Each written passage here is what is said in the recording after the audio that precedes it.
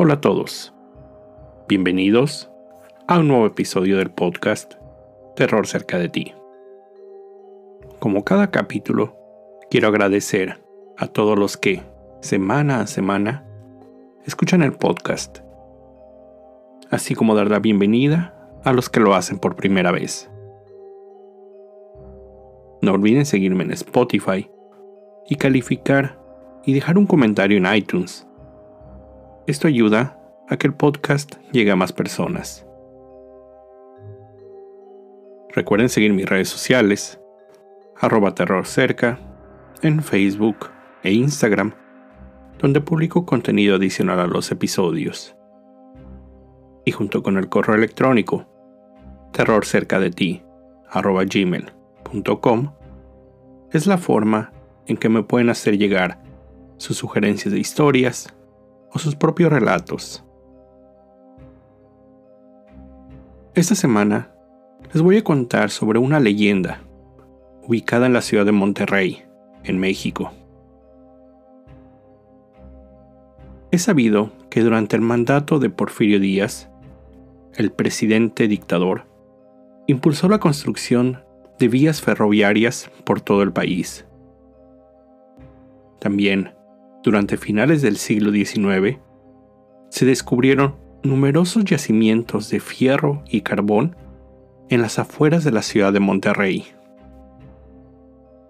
Para satisfacer la demanda de elaboración de vías, en el año de 1900, en un terreno de 226 hectáreas, se estableció la Compañía Fundidora de Fierro y Acero de Monterrey, S.A. El 7 de febrero de 1903, inició operaciones el primer alto horno de América Latina, el cual producía 350 toneladas de metal al día. La fundidora dio trabajo a miles de personas. Se construyó un hotel donde se hospedaban los extranjeros que trabajaban para la empresa. Pero además, se estableció la Colonia Acero, formada por 120 casas donde vivían algunos de los trabajadores con sus familias. En 1909, operaban además 4 hornos más pequeños, con los que llegaron a producir hasta 1,000 toneladas de acero.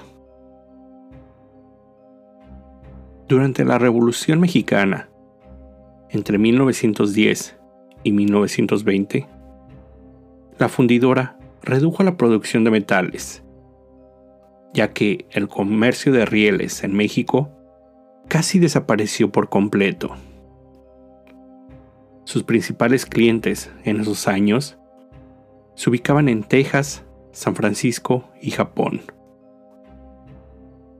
Al término del conflicto, la acerera retomó sus operaciones normales. Se crearon algunas áreas recreativas dentro de la empresa, donde los empleados podrían disfrutar al terminar sus labores. En 1942, comenzó a operar su segundo horno alto, con una capacidad de 600 toneladas. En 1968, se terminó de construir el tercer horno, totalmente automatizado, que tenía una capacidad de producir 1,200 toneladas. La fundidora se encontraba en un gran momento. Era un negocio muy rentable que trajo un gran impulso a la economía de la ciudad entera, posicionándola como la segunda ciudad más importante del país, solo después de la capital. La fundidora se volvió un elemento de referencia para toda la sociedad regiomontana. La llama del tercer horno iluminaba una parte de la ciudad durante toda la noche. El silbato característico funcionaba como reloj para la gente que vivía en los alrededores. En 1979, la fundidora se convirtió en una empresa paraestatal, cuando debido a las deudas que tenía, el gobierno compró la mayoría de las acciones. La falta de inversión hizo que la fundidora poco a poco fuera perdiendo rentabilidad. Para 1984, solo el horno alto número 3 continuaba en operación. Y solo 2 años después, por problemas laborales y tecnología obsoleta, la fundidora de Monterrey fue declarada en quiebra y dejó de operar. En ese momento, eran más de 7,000 trabajadores que quedaron sin empleo. En 1988 se estableció el Fideicomiso Fundidora, que tenía como objetivo administrar los activos que quedaron en el lugar. Después de liquidar a los obreros y empleados de la empresa, los terrenos e instalaciones fueron cedidos del gobierno federal al estado de Nuevo León. Se elaboró un plan para crear lo que hoy se conoce como Parque Fundidora. Este parque, que ocupa la misma área que usó la fundidora, cuenta con muchas instalaciones, como con el Museo del Acero, donde se puede aprender sobre el origen de la fundidora, galerías de arte, un río artificial, una cineteca, fuentes, diversos restaurantes y áreas verdes. Algunos de los edificios más importantes se instauraron como monumentos históricos para asegurar su preservación. En sus inicios, el parque contó con una pista de automovilismo que vio algunos eventos de la serie kart. Sin embargo, la pista no se usa más y algunas partes de esta fueron absorbidas por el desarrollo del centro de conferencias Cintermex.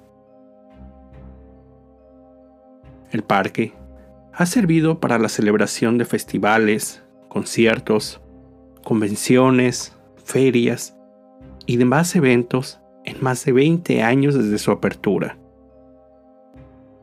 Considerado uno de los lugares más emblemáticos de la ciudad de Monterrey, recibe a más de 8 millones de visitantes al año.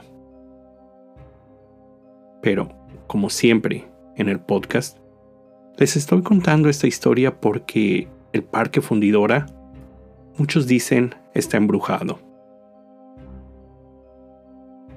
El 20 de noviembre de 1971, cuando la fundidora aún operaba, muy temprano en la mañana sucedió un terrible accidente. En el horno número 3, algunos trabajadores transportaban una olla de hierro fundido que contenía 275 toneladas del metal. Este llegaba hasta los 1600 grados centígrados. Durante el traslado, la olla chocó contra una plataforma, por lo que 25 toneladas del hierro se vaciaron en las instalaciones del horno. El metal incandescente alcanzó a 17 trabajadores, 15 de los cuales murieron instantáneamente, y los otros 2 solo algunos días después, debido a las terribles heridas que habían sufrido. Se cree que el accidente se debió a algunas fallas mecánicas de la grúa que transportaba el contenedor, aunque también existió la posibilidad de un error humano. La tragedia fue la peor que vivió la empresa. Pero además del accidente que quedó registrado, existen algunas otras historias sobre otros sucesos. Se cuenta que algunos niños, hijos de los trabajadores que visitaban la planta, fallecieron en trágicos accidentes por estar jugando en áreas que no deberían estar. También se cuenta que durante la pandemia de fiebre en 1918, muchos infantes murieron en la Colonia Cero. También existe el rumor que mientras la fundidora operaba, había un grupo de trabajadores, una pandilla, que cuando se encontraban con alguien que estuviera en contra de sus intereses, el opositor sufría un accidente. Los desdichados caían en las calderas que contenían el acero fundido, por lo que los cuerpos se desintegraban en segundos, sin dejar algún rastro. Con todas estas tragedias, no es de extrañar que los visitantes del parque hayan experimentado algunos fenómenos fuera de lo normal. Se cuenta que algunos guardias y trabajadores del parque afirman haber escuchado voces y cantos en algunos rincones desolados de la ahora abandonada fábrica. Otros afirman haber visto fantasmas de los trabajadores fallecidos, ya que se han topado con espectros vistiendo ropa de obreros, caminando tranquilamente en la madrugada, como si se dirigieran a su turno de trabajo. Otros dicen que en el horno, donde sucedió el terrible accidente, también se pueden ver los fantasmas de aquellos que murieron ahí, pero estos se ven corriendo de un lado a otro. Guardias de seguridad del parque aseguran haber visto el fantasma de una enfermera que camina cerca de la Escuela de Arte Adolfo Prieto.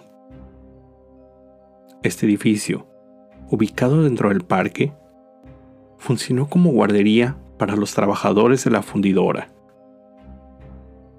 Se cree que, debido a las condiciones o simplemente por accidentes, algunos de los niños fallecieron en el lugar. Hay quienes dicen que al salir de las instalaciones por la noche, escuchan ruidos, voces de niños jugando, riendo, cuando todo está vacío.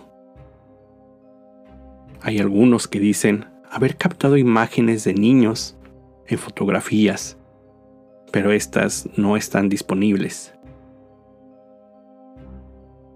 Otros dicen haberse encontrado con el espectro de una niña, usando un vestido blanco, antiguo, que camina por diversas partes del parque y sus alrededores.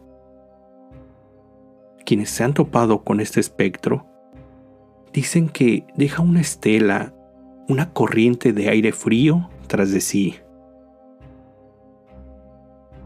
Existen algunos videos que supuestamente lograron captar algunos de estos fenómenos.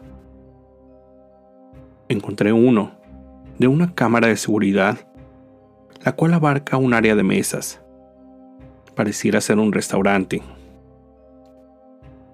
Por unos breves instantes, se puede observar un objeto de luz que sale detrás de un árbol, al fondo de la toma, y se desplaza rápidamente para perderse de vista casi al instante. El objeto pareciera tener la forma de una persona, pero no muestra una silueta clara. Es muy difícil determinar con seguridad qué es lo que este video logró captar. Un empleado del área administrativa del parque cuenta que en una ocasión se encontraba trabajando en la noche. Era el único en la oficina. Cuenta que bajó al primer nivel a buscar agua, pero que cuando regresó a su escritorio, el USB con que estaba trabajando había desaparecido. Bajó de nuevo a preguntarle al guardia de seguridad si alguien había entrado, ya que algo de su lugar había desaparecido. Él contestó que no, pero que regresara y simplemente pidiera lo que se le había perdido, ya que en el edificio había duendes que les encantaba hacer travesuras. La persona dice que regresó a su oficina y que en voz alta pidió devolvieran su USB, ya que lo necesitaba. Salió por unos minutos y al regresar de nuevo, el USB estaba justo en el lugar donde lo había dejado. Algunos trabajadores del centro de convenciones, al salir de algún evento por las noches, aseguran ver siluetas de personas caminando en los puentes que conectan algunos de los hornos y edificios. Estas áreas están cerradas al público y los guardias de seguridad tampoco suben ahí. Una persona relata que se encontraba con un amigo caminando por el parque cuando llegó la noche. Comenzaron a dirigirse hacia la salida. Pasaron cerca del edificio que contiene uno de los hornos. Al caminar por ahí, escucharon el grito de una mujer pidiendo ayuda. Corrieron al lugar donde provenía el grito, pero no encontraron nada. Al regresar a su camino, se encontraron con un guardia de seguridad, a quien le platicaron lo que acababan de escuchar.